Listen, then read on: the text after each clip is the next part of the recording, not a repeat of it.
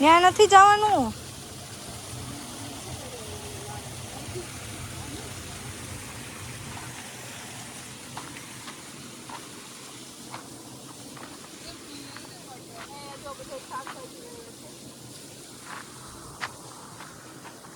ચોળી છે, પછી દૂધી છે, ભીંડો, ગુવાર છે, તેની આગળ પાછળ ભીંડો છે, રાજગરો માંડવી એવું વીગ્યું છે જાતે જાતે.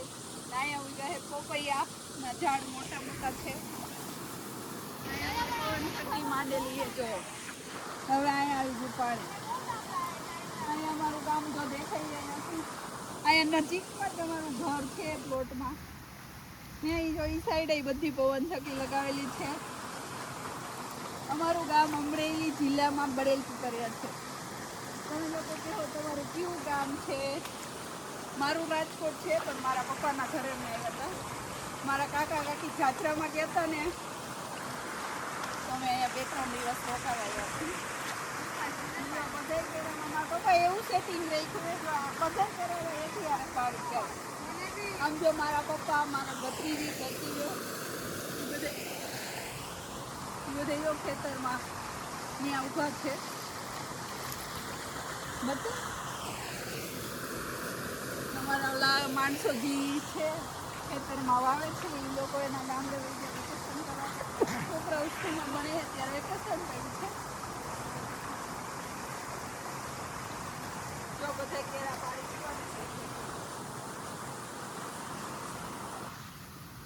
અને શાકભાજી પણ હવે ઉતારી લીધું. પહેલા શાકભાજી ઉતારી લીધું.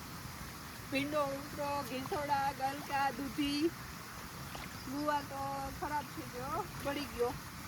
ગુવાર એક નથી ઉતરો. બાકી જો અહીંયા ટીકોડી આખા મળે આ બચ્ચા કંઈક નિકાલ થાય.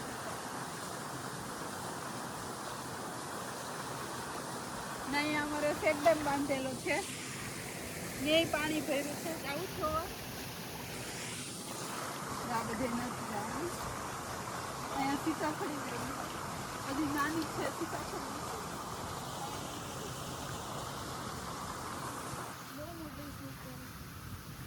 આ અમારો તીર થયો જો.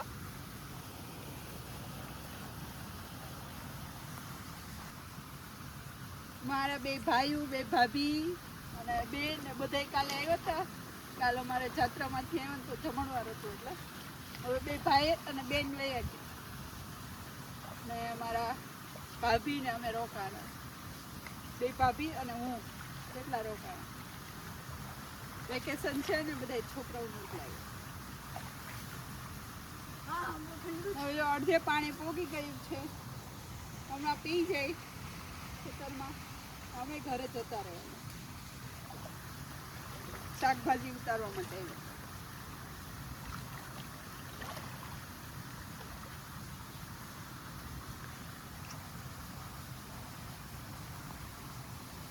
હવે જો આમ બધે પાણીથી આમ જો આખા ધોરી ઓલું સારું આવે જો ઓલું